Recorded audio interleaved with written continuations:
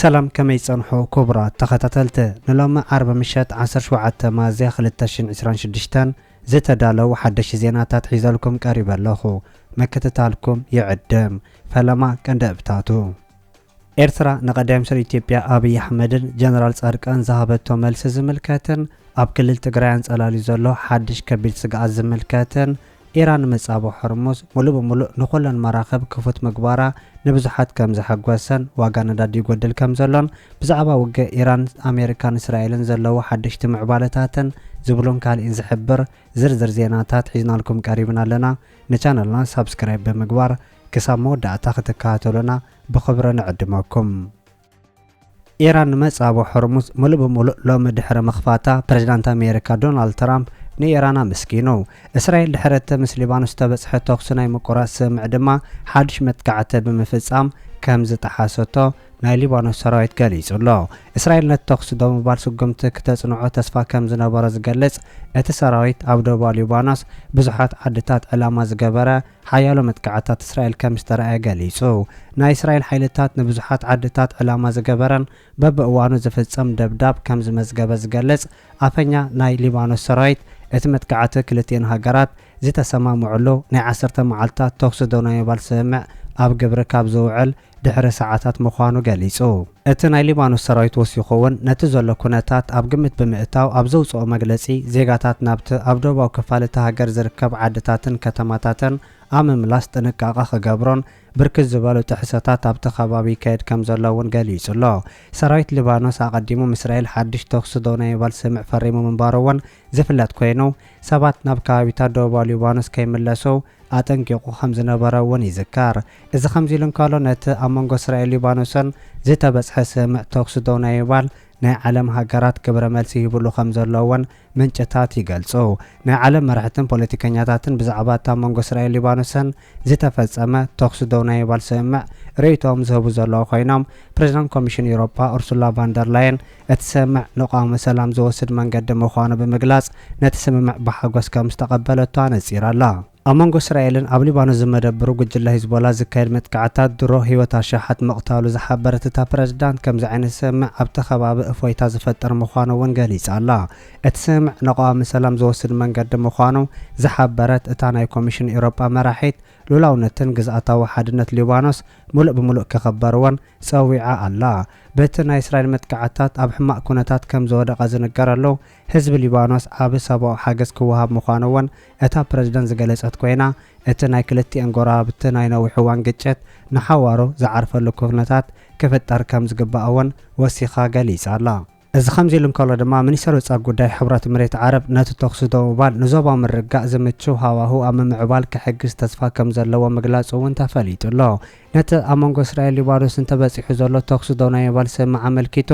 ዕጡቅ ጉጅለ ሂዝቦላ እውን ሓድሽ ሓበሬታ መሃቡ ክፍለጥ እንከሎ ነቲ ናይ ሰላም ተስፋ ከም ዝድግፍ ዝሓበረ ኮይኑ ሓይልታት እስራኤል ኣብ ልዕሊ ናይ ሂዝቦላ ዓላማታት ዘካየዶ ዘሎ ዕረፍቲ ዘይብሉ ደብዳባት ነቲ ናይ ሰላም ስምዕ ኣብ ሕቶ ምልክት ዘእቱ ምዃኑ እውን እቲ ጉጅለ ገሊጹሎ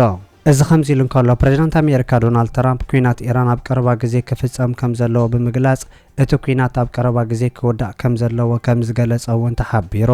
ፕሬዝዳንት ኣሜሪካ ምስ ኢራን ዝጸንሐ ናይ ክልተ ሰው ምቁራስ ተኩስ ዝመጽእ ረቡዕ ክውዳእ ምዃኑ ኣብዚ ተሓተተሉ ግዜ ኣብዚ መጽእ ዝረአ ምዃኑ ክገልጽ እንከሎ ኣብዚ ግዜ ናይ ኣሜሪካ ናይ ኢራን ወገናት ጥቡቅ ርክባት ከም ዘለዎም ገሊጹ ፕሬዝዳንት ትራምፕ ኣብ ዝሃቦ መግለጺ እቲ ተኩስ ዶና ይባል ግዜ ክናዋሕ ምዃኑ ምግላጹ እውን ክፍለስ ተኻእለ ኮይኑ ኢራን ኣብቲ ኣሜሪካ ዘቕረበቶ ኒኩለር ናይ ዘይምፍራይ እማመ ተሰማሚዓ ከም ዘለውን ገሊጹ ኣሎ ኢራን ነቲ ናይ ዶናልድ ትራምፕ መግለጺ ከም ዘይተቐበለቶ እውን ዝተሓበረ ኮይኑ ኣብ ጉዳይ ምፍራይ ኒኩለር ኢራን ብሻላማላ ከም ዘይትሕዞ ናይ ግዜ ገደብ ጥራይ ክትገብር ከም ትኽእል እውን ምንጭታት ካብ መንግስቲ ኢራን ምግላጾም ይሕበር ኣብ መንጎ ኢራን ኣሜሪካን ዝካየድ ዘተ ዳግማይ እውን ክቕጽል ምዃኑ ዝሕብር ወገናት እቲ ኣብ ከተማ ፓኪስታን ኢስላማባድ ዝተኻየደ ዘተ ክቕጽልን ናብ ዝሓሸ ስምዕ ክብጽሕ ዘለዎ ተስፋ ልዑል ምዃኑ ፕሬዝዳንት ኣሜሪካ ዶናልድ ትራምፕ ገሊጹ ብናይ ኣሜሪካ ፕሬዝዳንት ዶናልድ ትራምፕ ክነቀፉ ጸንሑ ርእሰ ሊቃነ ጳጳሳት ካቶሊካዊት ቤተክርስትያን ኣብ ኩናት ዝርከብ ብዘይካ ሞትን ዕንወትን ኪሳራን ካልእ ከም ዘየለ ብምግላጽ ነቲ ናይ ቢልዮናት ዶላራት ጥፍኣት ዘምርሑ መራሕቲ ክኹነኑ ከም ዝግባእ ገሊጾም ኣለው ኣብ ኣፍሪካ እውን ዑደት ዘካየዱ ዘለዉ እቶም ጳጳስ ድሕረቲ ምስ ዶናልድ ትራምፕ ከካየድዎ ጸንሐ ናይ ቃላት ምልውዋጥ ነዚ ሓድሽ ርእቶታት ከም ዝሃብዎን ዘፍለጥ ኮይኑ ኣብ ስልጣን ዘለዎ መራሕቲ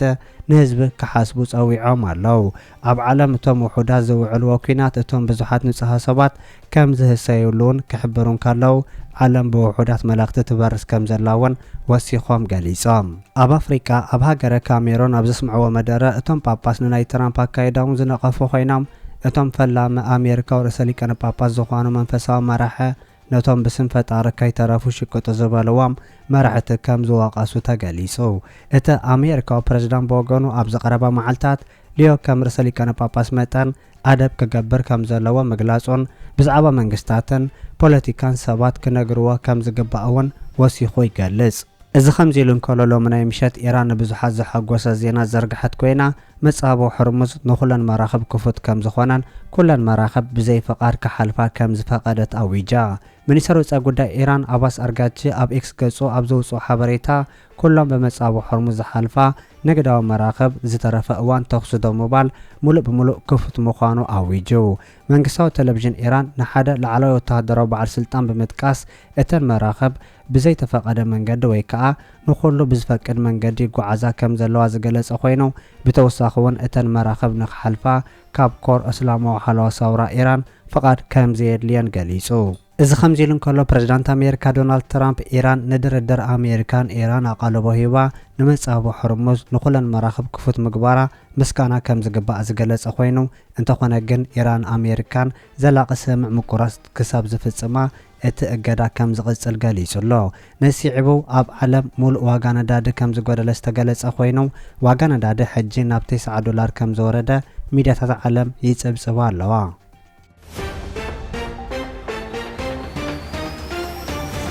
ናይታ ብዘስካክሕ ኣገባብ ዝተቐተለት ኤርትራዊ ስደተኛ ከይኮና ይተርፍን ዝበሃል ዘሎ ሸኽና ርእሲ ከም ዝተረኸበ ሰመዝ ጸጥታ ጀርመን ኣፍሊጦም። እቲ ኣካል ኣብ ካብ ከተማ ኦልፓብ ዝርከብ በልደን ዝተባሃለ ቦታ እዩ ጓሓፍ ክእክቡ ዝተዋፈሩ ክልተ ሰባት ተረኺቡ ከም ዘሎ ዝግለጽ ዘሎ። ፖሊስ ሃገርን ኣኽበርቲ ሕጊ ዞባ ሴገን ኣብ ዘውፅኡ ሓበሬታ እቲ ሸኽና ናይታ ጓል 32 ዓመት ኤርትራዊት ምዃና ንምርግጋጽ መርመርቲ ኣብ ምጽራይ ከም ዝርከቡ ገሊጹ። ቤት ጽሕፈት ፖሊስ ሃገር ነዚ ዝምልከት ኣሃዱ ምርመራ ቆይሙ ከም ዘሎ ዝተገለጸ ኮይኑ እቲ ምጽራይ ድማ ናብ ኩሉ ኣንፈት ዘቐንዐ ይብል እቲ ቅድሚ ሒደት መዓልታት ዝወፀ መግለጺ። እታ ጓል 32 ዓመት ኤርትራዊት ኣደ ህፃን ኣብ መወዳእታ 2025 ከም ዝተቐተለት ዝዝከር ኮይኑ በቲ ቅትለት ዝጥርጠር ሰብ ኣብ ቀይዲ ኣትዩ ከም ዘሎ WDR ዝተባሃለ ማዕከን ዜና ከም ዝሓበረ BBC ጸብጺቡ።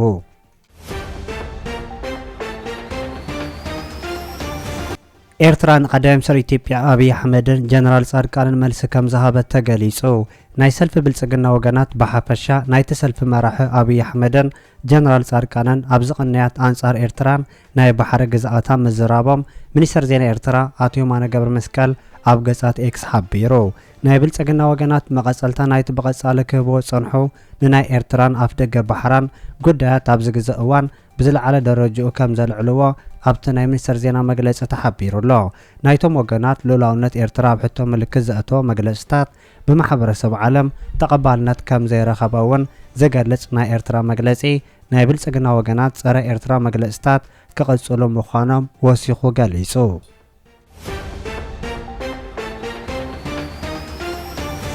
ኣብ ክልል ትግራይ ከቢድ ሓድሽ ስግኣት አንጸላልዩ ከም ዘሎ ተገሊጹ። ኣብ ሰሜን ኢትዮጵያ ኣብ ዝርከብ ክልል ትግራይ ሓድሽ ፖለቲካዊ ወጥሪ ይሰፍን ከም ዘሎ ኣህጉራውያን ወገናት ይገልጹ ከም ዘለው ተገሊጹ። ሕወሓት ንናይ ግዝያዊ መንግስቲ ክልል ትግራይ ኣፍልጦ ኣብ ምሃብ ኣሉታዊ ስጉምቲ ክወስድ ምጽንሑ ዝፍለጥ ኮይኑ ኣብዚ ግዜ ነቲ ብጀነራል ታደሰ ወረደ ዝምራሕ መንግስቲ ኣፍልጦ ብምኽላእ ብናይ ዶክተር ደብረጽዮን ምምሕዳር ከም ዝተከኣወን ሓላፊ ውድብ ስምረት ፕሮፌሰር ክንደያ ገሊጹሎ። እዚ ከምዚ ኢሉ እንከሎ ፌደራል መንግስቲ ኢትዮጵያ ኣብቲ ክልል ናይ ሓይሊ መብራህቲ በረራን ኔትወርክን ኣገልግሎት ክዓጹ ከም ዝኽእል ዝወፁ ዘለዉ ሓበሬታታት ይገልጹ።